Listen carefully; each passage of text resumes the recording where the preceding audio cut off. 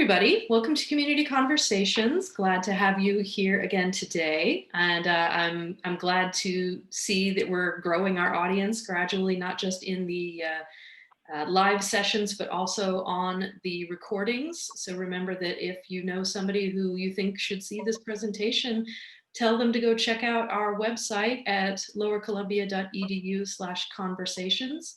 And we have recordings there of our previous events. Those recordings are also going to be captioned. So if you have somebody who is deaf or hard of hearing, that gives good options for them as well. Next week, we'll be back next Thursday with a session presented by Abby Levins, who's going to be presenting Tell It Slant, talking about poetry and communication. I'm very excited to hear that one. And if you remember from last quarter, we had Abby do a little bit last quarter on comic books and promised her bigger things in the future, so she gets to really delve in a little bit more. But this week we have David Rosi. David Rosi is an LCC graduate. He has a bachelor's in math and a master's in computer science, and he's worked in retail sales, food service, aerospace, and education before LCC got lucky to land him 19 years ago. So please welcome David Rosi. Hi, everyone. Sorry for being a little late. We've been teaching remote since the spring, and I came back on campus a little bit this quarter, and I moved my camera from my office off to a computer where I'm teaching because it's not in the normal space. So unfortunately, you won't be able to see me. And then, of course, technology is always fun. For some reason, it wouldn't let me dial in correct, but we're always kind of excited in the technology field when we get to do community conversations because, you know, sometimes it's hard to connect in and not be, I guess, boring with the technical stuff. It gets really technical really quick in these topics for us sometimes. But I thought, well, this would be a fun one. It'd be good for me to get back up to speed on a few things on what's going on. And there's some pretty cool things going on in terms of communication using technologies. So we'll begin with that. So I thought we'd start on just at, you know, how has technology changed over the last few years? I'm sure a lot of you are real familiar with that, using computers. I need to hide the floating controls so I can switch over. So I'll open up a few websites. There's links. I believe Courtney's put a PDF copy of my presentation that you have access to, and there's links. Some of them I'll be opening and some of them I won't, depending on the amount of data that's available. But I just want to take a quick look, you know, back from 2000.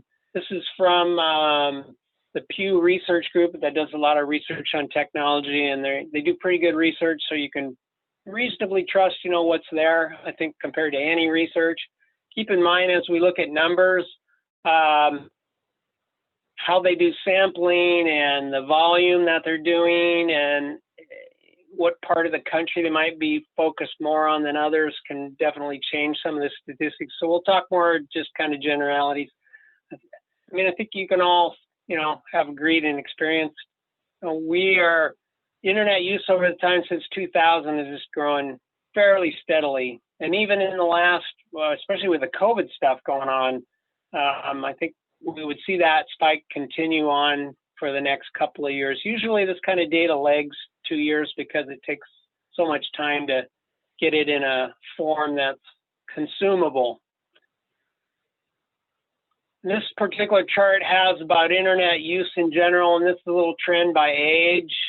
And so, as you can see, the people over 65, we tend to generally see less use than the ones that are in the 18 to 29 range. This particular graph doesn't have younger than that, that I had grabbed, and the different age groups. Some of these are a little more spread out like this one, but as we look at broadband use over time, we see that climb. This correlates with the internet use. Broadband's a term we use it's one of the terms we use when we talk about people connecting to the internet, without getting too technical there. And you can see there's been some real ups and downs, as it's been sporadic. I think this data includes, it's home use only. This does not include phones in terms of broadband. And then again, we have the sampling by age group, which looks pretty similar in terms of the spread, I think. And then here's smartphone dependence over time. This is for people that are using smartphones as their primary access to the internet. And again, we can see growth over the last, this one's 6-7 years in percentage of Americans. And then one last time we see by age group as well. And there's some other good data here. I thought about, I don't want to click on too many of those. So there's a lot of slicing and dicing in terms of age, race, gender, income, education, and community. So if you're interested in that, go ahead and open that link up. We're gonna look, I have 2 slides on this about how people get their news. This one was a little bit interesting. This is from the Pew Research Group again. And so this one's a little more verbal, but about 34% of the US adults that they surveyed get their news online. And it's about the same for, let's see, that grew from 28% in 2016. And about 44% is for television. So television is still a little more, as of 2018, than online. I will be surprised if that number didn't go up and we're closer to 50-50 between online news aggregation and traditional television broadcast aggregation of news. And there's some more things on news here. Again, there's quite a bit to go through, so I'm not going to spend too much, but there's some interesting information in terms of, again, different ways of looking at that data and where they get. And we'll look at in terms of social media specifically in a later slide.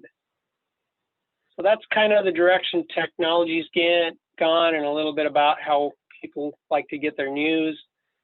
I'm not a communication specialist. I've had classes.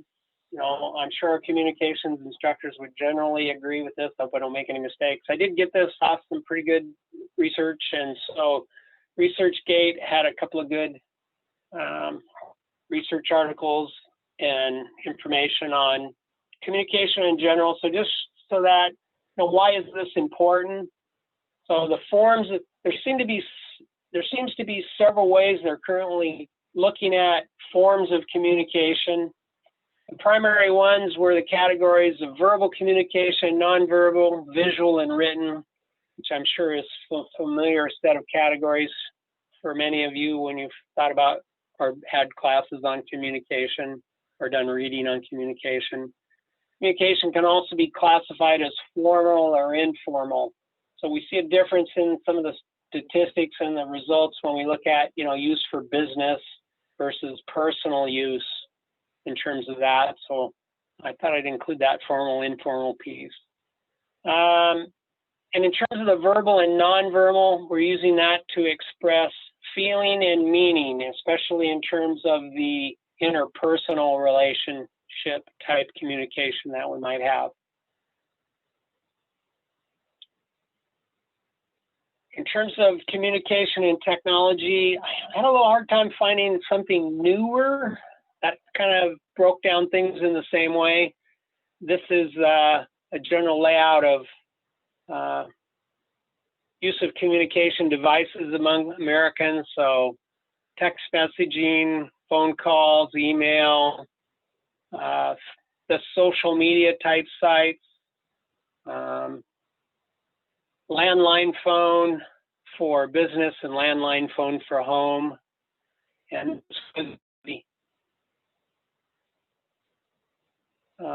statistics show how much did you do each of the following in the past, recent past. So this was from the Gallup poll in 2014. So we're 7 years out on that data.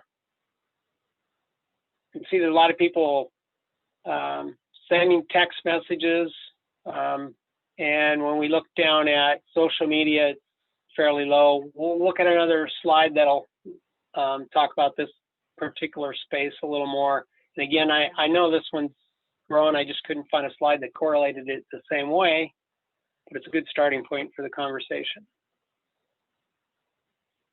Given the last year that we've had, I guess the last 4 years, this is a look at from Neiman Labs research.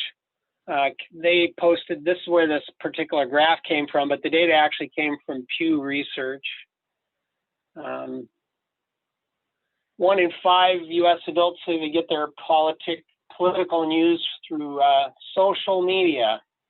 And so we can see a breakdown of whoever they'd surveyed back in 2019.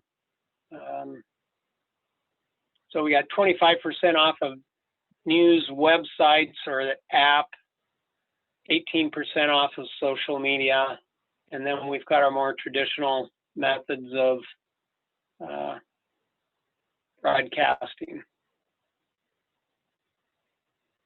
That kind of sets us up for the main focus of what information I wanted to provide, and that centers around the concept of a bot. So in terms of technology, a bot is an autonomous program on the internet or some other network that can interact with systems or users, and that's an important thing. Bots interact with systems or users. I looked at, when I was looking up, acronym for bot, I ran into this page. I thought this was interesting. There's a lot of things that use the acronym bot in our world. So this is from abbreviations.com, and I did get the definition off this particular link off of this page. And generally, when you look at more formal scholarly articles and general discussion in tech websites, that is the general definition that you tend to see, although sometimes the words change. So we're looking at programs that interact with other programs or websites or users when we say the word systems. The types of bots that we tend to see, there were really not a good classification of bots. This is a fairly good overview set that I'd found. There were a couple of research articles that had indicated that it was difficult to classify bots into groupings because some of them do so many different, a variety of things. But I think this kind of covered the bases on what I was seeing when I was looking in different articles and research papers and websites that I felt like we could trust, like Tech Republic and CNET and some of those kinds of traditional websites on the internet. So a chatbot, those are programs that interact with users in some way. It might be voice, it might be text. A spider bot or a crawler is another name for that. That's an application that we would use to download a copy of a website. A scraper bot is an application that does a similar thing to a spider bot, but its purpose is to gather information off of websites and archive it for analysis later. So again, it's downloading the full website and it's reading all the HTML or whatever language the web site was written in, and doing analysis in a data center typically for later on. Text reading bot, that's reading the actual text that's displayed on a website and looking at phrases and words and trying to gather meaning out of that. Transactional bots, those are the bots that we use when we're buying and selling things on different apps and websites. Social media bots, which we'll look at a little deeper, are applications that are used on social media sites to repost or to post original or to communicate with users in some way. A video bot, you'll see in games and online videos that you're allowed to interact with. In a game, you might play against a video bot. In a video, you might get asked some questions, or you might be able to ask questions related to that video. And a download bot is used to typically boost the ratings of a site that has content that's downloadable. So you might think of a music site on some iTunes or somewhere where Amazon, where you can access, or some band or musician's website, and you can use this program to it acts as different users, can have different usernames, and it's going to download those activities. If you want to read a little more definition on each of those, you can see that on the Gamedia.com sites. They had a pretty good description of each of those.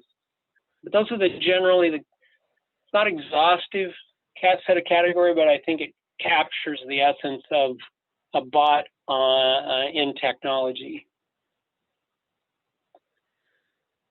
This comes from bluesecurity.com. When we're talking about bots and categorization, this is from 2019. And so in Analyze, I guess the traffic was from 2018 and the report was published in 2019. But you can see that, and this was a pretty common number I saw, that around 62% of the activity on the internet was 62%. In bots, it was about 37-ish. Of those, 20% were considered bad bots, and 17% were considered good bots. So what's a bad bot?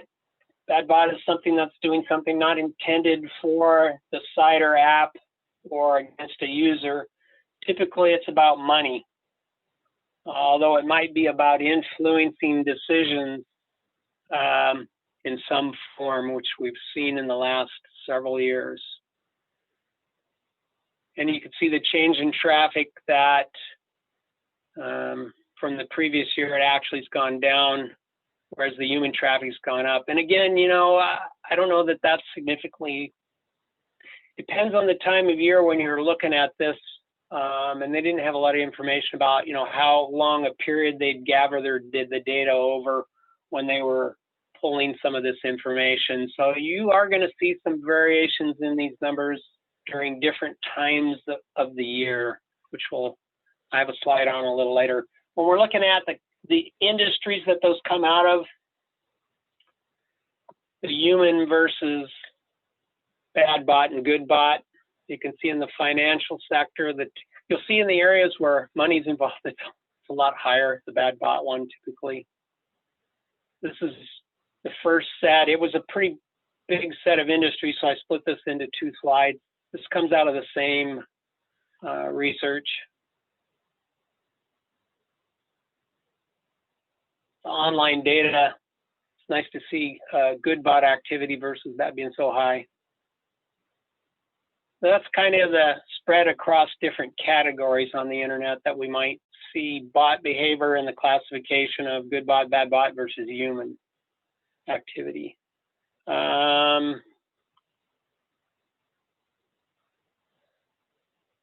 When we're talking about interaction with users and apps, with users, we see a lot with chat bots. That's kind of a category I want to focus on a little bit more, since it's a little more relevant to communication perhaps than just the information we might get off the internet.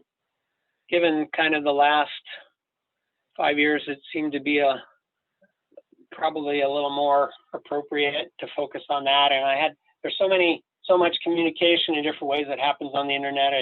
I needed to slim it down some, so I thought, well, we'll focus on chatbots.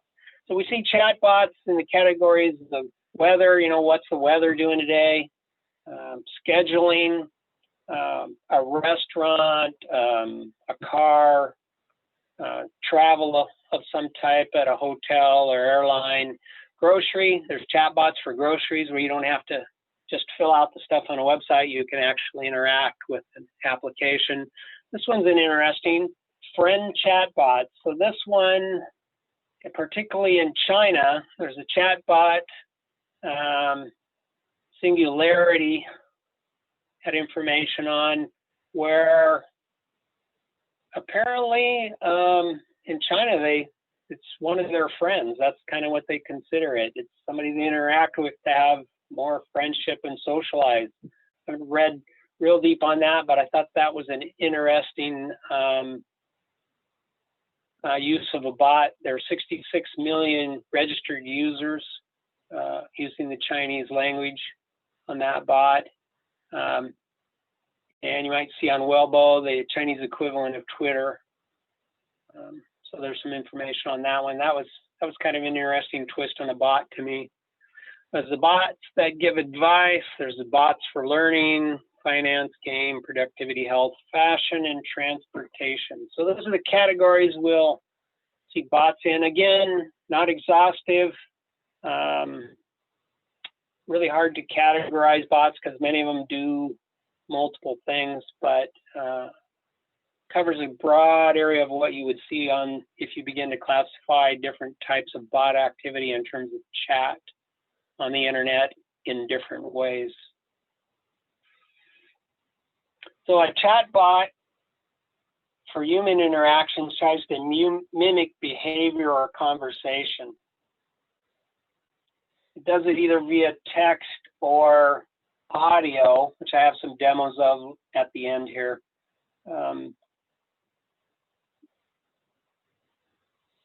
Social media bots have tended to be very automated. They're kind of scripted. Although with the change in artificial intelligence, especially over the last 5-6 years, the growth of that and some of the things going on, they're getting much more articulate in the way they converse with human beings online, although there's still a ways to go.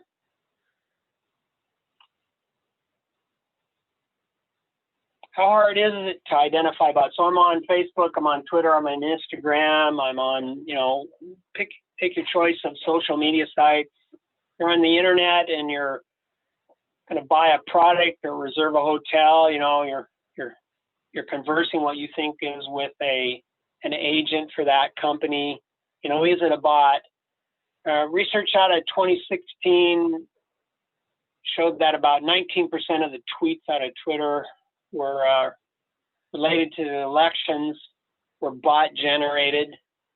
That was determined based on patterns of postings and retweets, where the same post was tweeted multiple times in different names, but it was the exact same post, and the timing of it was almost identical. And it was fairly easy to identify those at that time. With the advances in artificial intelligence, bots are much harder to identify today in the last 2-3 years than they had been previously. This article is, the last 2 slides has information on that and talks about that a little more. I did want to show you one here on twitter.com. This is a Sophia robot. So there's actually some video. This is her, well, we're not going to show the images now.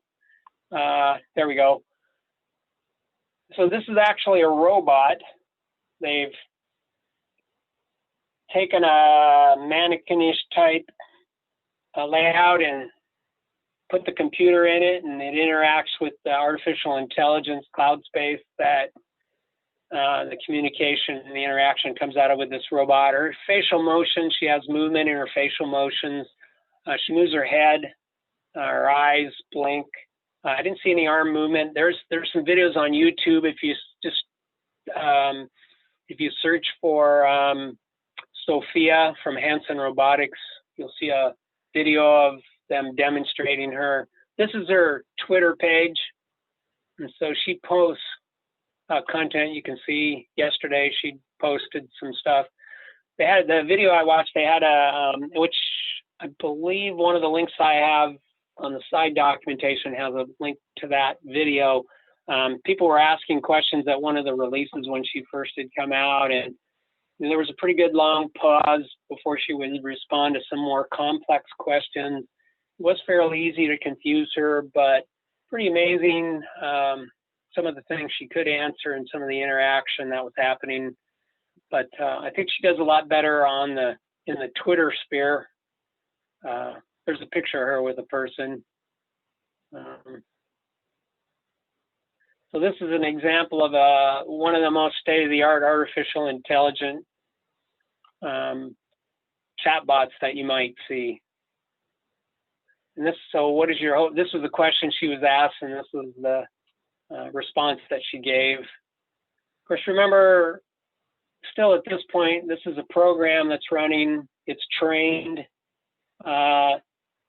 In the most advanced forms, it can teach itself as it gets to a certain point. And so Sophia has begun to do some of that. And again, I'll have some demos of some other examples of bots like that. But that was probably close to the most state-of-the-art that I could find currently outside of just straight academia that was in use.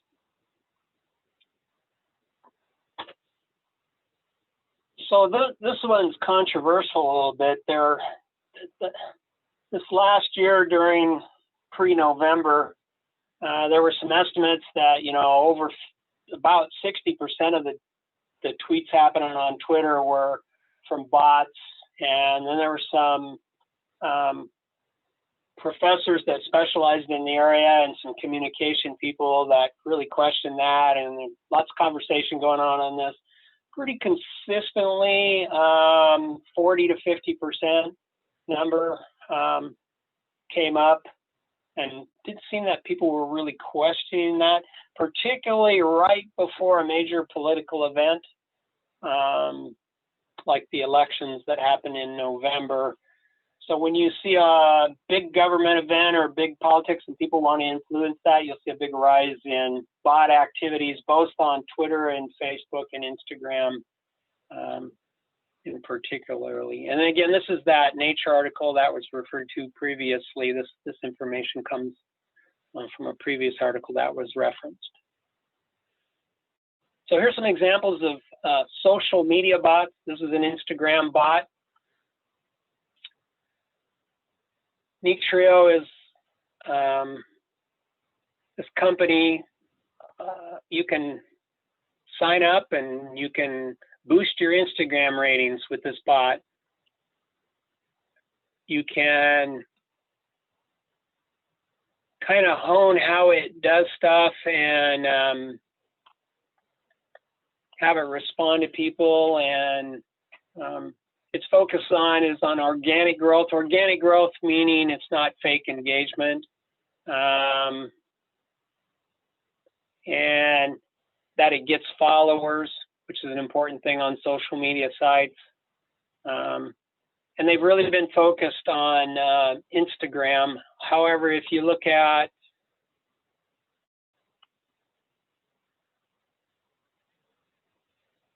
they do more than just Instagram on this, but they've really been focusing on Instagram of late. I think on their, it's like, well, how much does it really cost? Kind of been finding like $50 is kind of a number. This one's $49 a month, without going to a bigger plan. That seems to be kind of a key number. So there's an example of a bot. I tried to find a good, short video demo of the activity happening, but I couldn't really.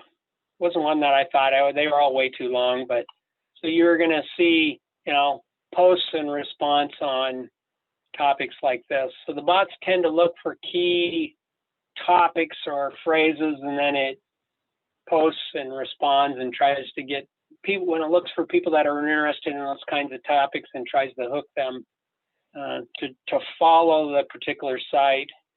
Ingrammer is another one. Ingramo does promo, direct marketing, and posting. It uses hashtags. It'll do profilers.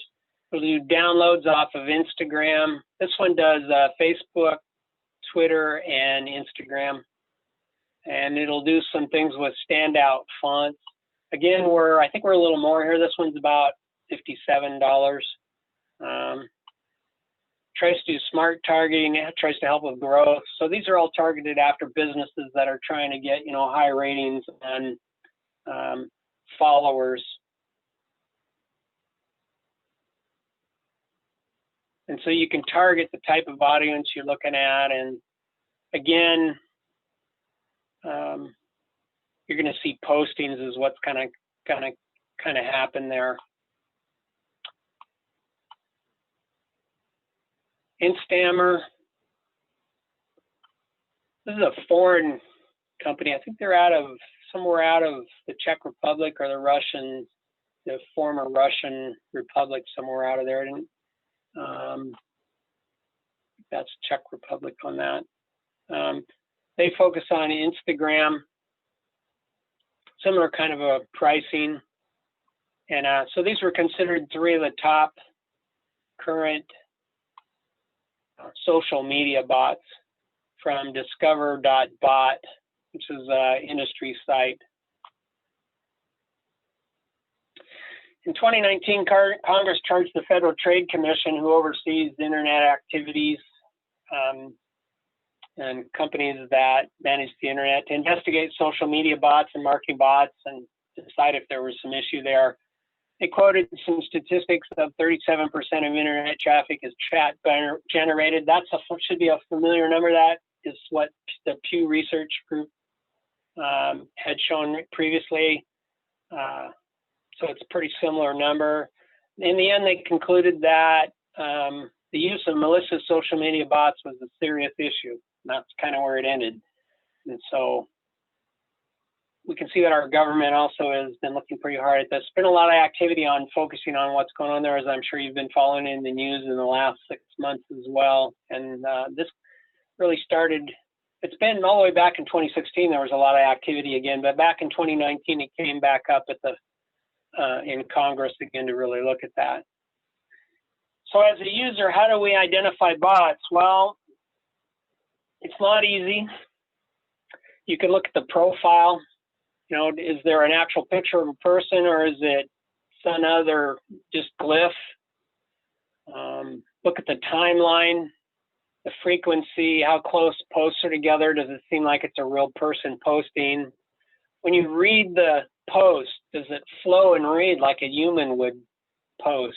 Because bots are going to have some choppy language. They're going to use terms and phrases that aren't going to be typical of how humans typically would post. Look at the source of the post. There are some browser tools we can use.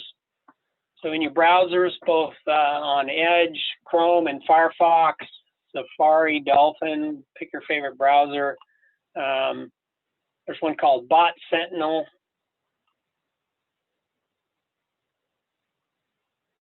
So you can add this through over here if you want, through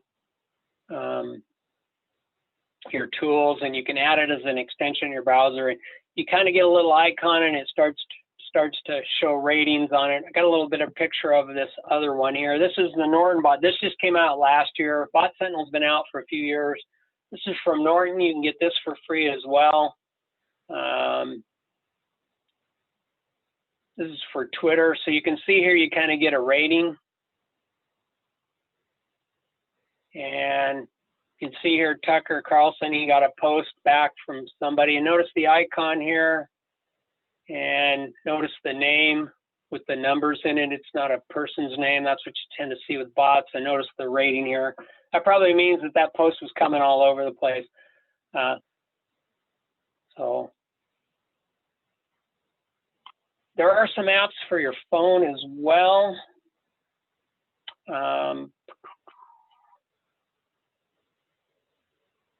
That you can get from some of these sites. I think there's Google Lens from Android, there's Reversi for iOS, and those Photo Sherlock from Android and iOS. These kind of focus on video and images. This one's a website. This is teenei.com. So what you can do is, so I'm on Twitter. This is actually a copy of a Twitter post. So if I copy this image address, so I right-clicked on that image and I copied this image address, you won't always get that. But if you can paste this in this site and you can have it go hunt. and it'll tell you all the places it found this information from. It really doesn't give you a rating, but based on the volume that you see and the kind of websites that you see, it would tell you if things were suspicious there.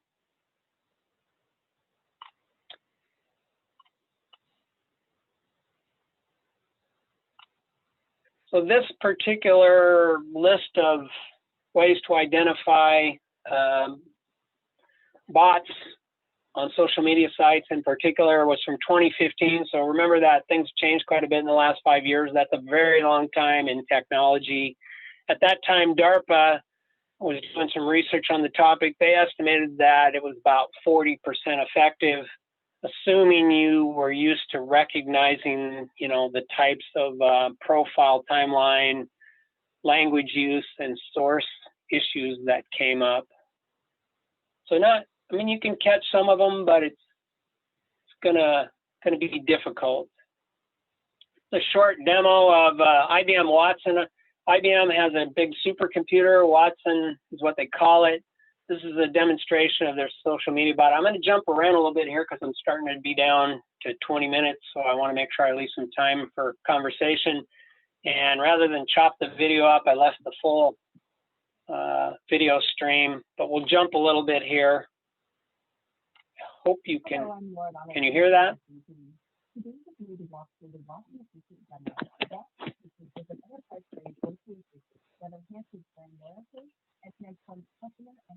Hello, I'm Laura Donaldson with the Rosi team. Today we're here to walk through the Watson Assistant demo.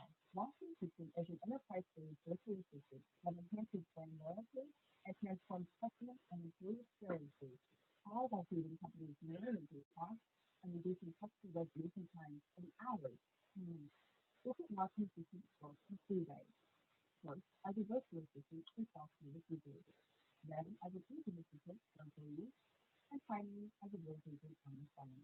Let's get started with our self-service assistant with Rosi Bank. To get started, I'll open up next to Love.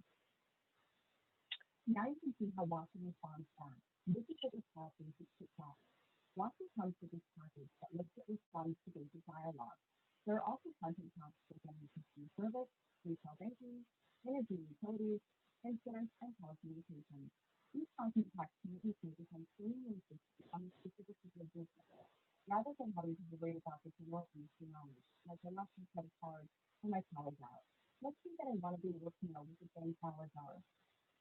Here you can see that Watson Assistant responds to this FAQ, otherwise known as the short tail question. Now, if I want to be able to provide a rich text experience and turn it out something more complex, something that we call a long tail question, Watson Assistant's search skills offers a unique ability to integrate with AI-powered search. It does this by pairing with another product called Watson Discovery. This helps answer questions like, what are the foreign fees for a credit card? So these type of questions, the system has to return relevant packages into a PDF from the system. Now users can quickly find accurate information to complex questions with ease, without having to search for that website. This is big. The ability to pair Watson Assistant, a product that typically provides quick FAQ itself before it leaves our vacation. As you can see, Watson provides a simple step-by-step experience. Now, if I go off topic here and do something like, what is the minimum balance I need for my checking account? Watson needs great conversation.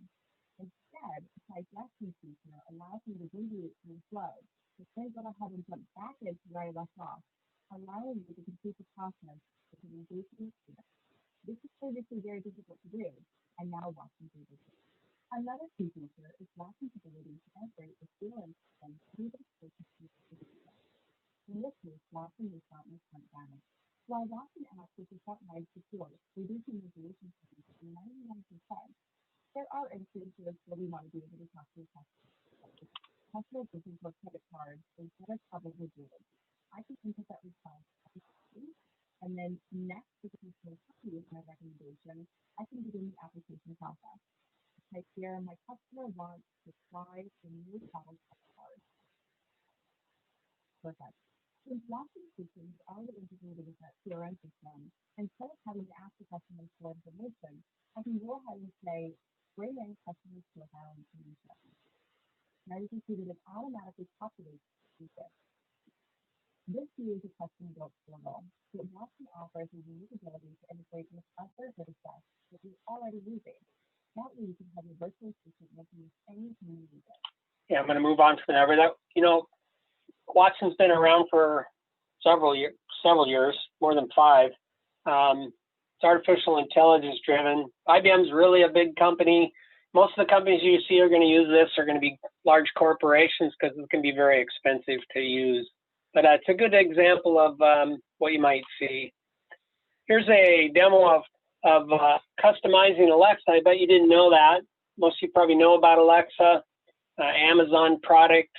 You can ask it questions, you know, what's the weather doing today? What's your, you know, play my favorite music. You can ask it to interact in different ways. You can have it turn off and on your lights. You can actually customize it. So this is a short demo on customizing Amazon Alexa.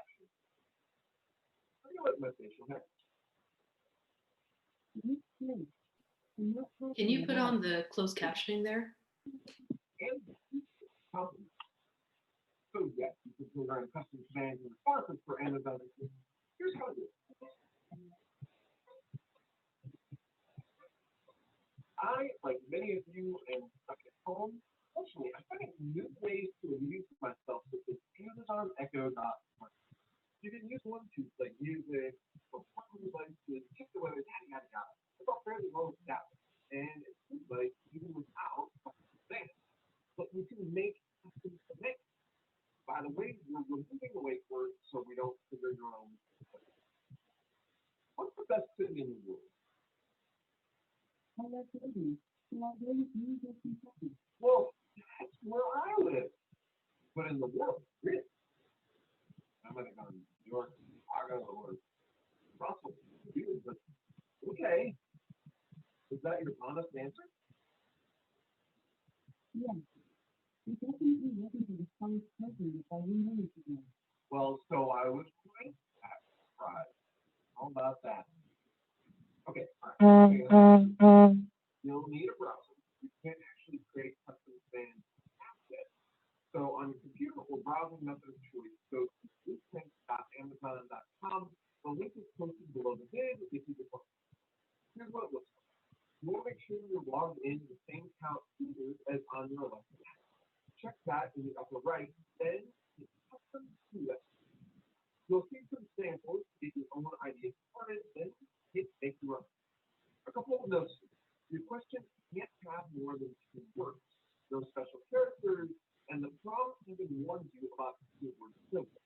Proper nouns and complex words must be tricky for Amazon to properly process and you want this to be true. You can also add phrasing to any question. So that's okay. Again, a little longer video, so I'll go ahead and stop it, but you can kind of see. So if you're bored at home and you know you're still not going out, you haven't got your shot yet from COVID, and you got an Alexa, you can set up your own questions there. Amazon has some pretty good video tutorials on how to set that up. It really isn't hard. They do have some very advanced stuff for companies that are building their own devices and they want to integrate Alexa with it, as well as respond to questions and requests for things related to a company. That takes some programming skills typically to do that, but it's still possible, as opposed to this basic, you know, question response type thing that just, if you can get on a website and do basic things, you know, it's doable. Whoops. Sorry, restarting here we go. Google just came out with a thing called Duplex. It started in 2018. Here's a short demo on make a restaurant reservation.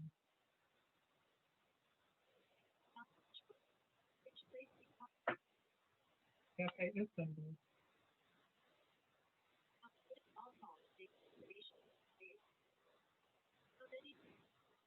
2 people.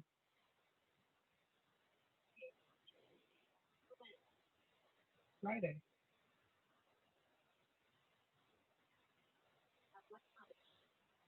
$7 p.m.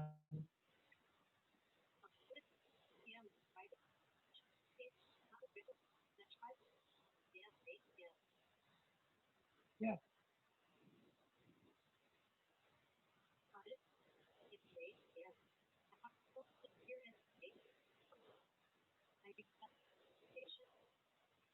Yes. So that's a demonstration of Duplex where a person's called in to make a reservation and the bot is answering back. Here's the reverse of that. Have you ever had a conversation with Siri? Hey Siri. Hey Siri, hi make me. Okay. Alexa, play my favorite song. Yeah. Every time I have a conversation with Eric, I'm like Siri, something always comes wrong. It makes me wonder if you'll ever get to that stage where you can have a proper, real, natural conversation with the machine.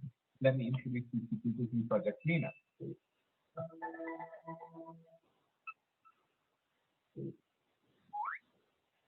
Hi, I'm Chris, a software developer at Network. Google has released a neural network-powered chatbot called Nina, which they claim is better than any other chatbot out there. The secret behind Nina's conversational skills is the crazy amount of data it was trained on, about 341 gigabytes of text. Or to put that in more understandable terms, 40 billion words, including millions of social media conversations. What separates Nina from other chatbots is its ability to give specific context-dependent answers. For example, if you say, I like football, and a chatbot replies, that's nice, the response makes sense, but is not specific.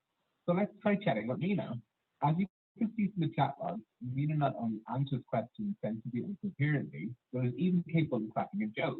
Next, you see a selection of topics where the user talks to Nina about movies, and the bot even expresses a desire to see these movies too. This is very human-like. Nina even tries to come up with a proper definition of philosophy. These scholarly-like attempts to answer such deep questions is much more advanced than previous state-of-the-art chatbots. In order to understand how Nina works, you need to reduce AI to some paper towards a human-like approach. Again, as I'm running out of time and the video is a little longer, I'll leave it if you want to watch the rest.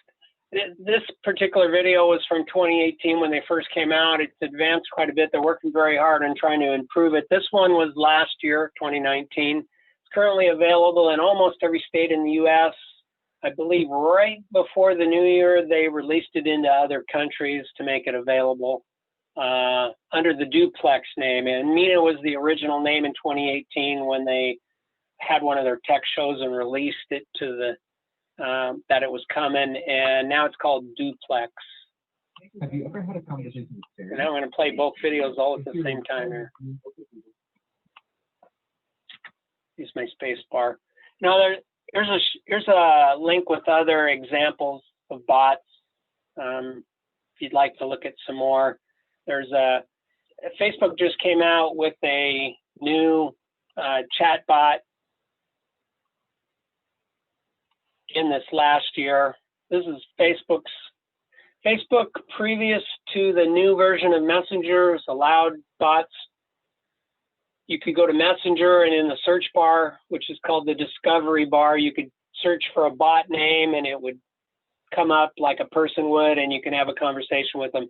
They've hidden that in the new version that came out 2 years ago. They just this last year released this new Facebook AI version of chatbot, which you can see by going to the, I believe you can add it as, it's under the, I think you have to add it in their particular, in their app. So there's some more examples there. Again, I'm running short on time. I want to leave some time for some questions. So I guess that's all of them. The last slide. So if there are any questions, I'd be happy to make an attempt at answering them. Okay, we do have a couple questions in the Q&A tab. So Sean asks, has there been a small decline in smartphone use due to people being at home because of COVID with a computer, laptop, and or television? Some television apps are now being accessible mirroring smartphone access. Are we using our phones less? When I was looking at some of the research, I ran into some of that over the last year since we've been in COVID lockdown. What we've seen is actually an increase in internet use and smartphone use. A lot of people use their smartphone for their internet access, particularly if they're in the low income category or the low educational category. There was a real growth in those two areas, both in smartphone use and internet use in general. schools are buying devices for students, businesses are buying devices for the employees. So there has been a growth just due to COVID in those areas. And to jump on that a little bit, do we see, is the digital divide between either, developing and developed nations, or, especially pertinent here, rural versus urban, is there improvement with that so that these new technologies are available more widely? With COVID, no, it's gotten worse for those areas that are in areas that have low internet access, which we have around here. I mean, I've got students that they can barely get internet, or they can't get it at all. I've had some that, I've had to do some special things because they have to come into town to get their internet access. But particularly with low income and lower educational, no, I think it's gotten worse from the data I've seen. Although, again, the government programs and school fundings to try to, we got some federal, even at Lower Columbia, we got money to buy equipment for students if we could. And we've spent a lot of money on that, I know, that we got to help students continue to be successful. And so that has compensated a little bit. In terms of the world, we have, I don't know that it's improved significantly. We're beginning to see a peak out in the other areas. So I think it's an opportunity for the low income and low educational areas to catch up, but you got to have the infrastructure. To do internet, you got to have some type of signal capability. There's some interesting things going on, which I didn't include in this research, and I can't remember the specific companies. I know Elon Musk, I believe, and I think Facebook's founder, is doing some work on trying to provide, and maybe Google too, they're trying to provide satellite mesh capability, particularly for areas that don't have infrastructure for internet, through satellite capabilities and other wireless. Okay, and also, is it possible to include some sort of amendment or law to create a programming line that would identify the public something that is a bot or is especially a self-programming bot? There's no FCC regulation. There's no Federal Trade Commission or FCC regulation that requires that. Like many things in the world, things can be used for good and bad. It's up to the person and the actors and the companies on the internet to decide whether they're going to do that or not. Google, if you push it on its assistant, it'll tell you that it's the Google Assistant. If you push it, you have to ask it several questions to get it to do that. But there was some companies that I was looking at their information, and they make it obvious that it's a bot because the glyph, instead of a picture of a person, it's the glyph of a bot. So the ones that are, the good actors in the bot world are going to do that. The bad actors, no, that's not. And even if the Federal Trade Commission or the FCC required that, the internet is a black hole. Bot world, I think, is continued when you look at security and areas and technology and what's going on there. That's going to be a really tough one. Force that to happen. Is that because it's a lot of different, like it could be overseas and therefore not applicable to American laws? Well, I can fake my location here if I have much skill at all. I can do things from my office computer and pretend like I'm in another part of the country or the world. It's too easy to cloak or hide, your actual location and your actual identity with technology. With the good comes the bad. Yeah. For right or wrong. Sorry. Thank you very much, David. And thank you to all of our audience members for contributing questions and for showing up and learning some new stuff. I know I certainly learned some new stuff. Please join us again next week. And thank you very much. Thanks, everyone. And enjoyed the research and the time I spent, and I learned some things too. I hope you all did. And have a great year ahead. Yes. I will be requesting to have this PDF put up on the LCC communication or community conversations website as well. So we'll get the recording and the PDF up so that you can click on the links and play around with some of that as well. Thank you.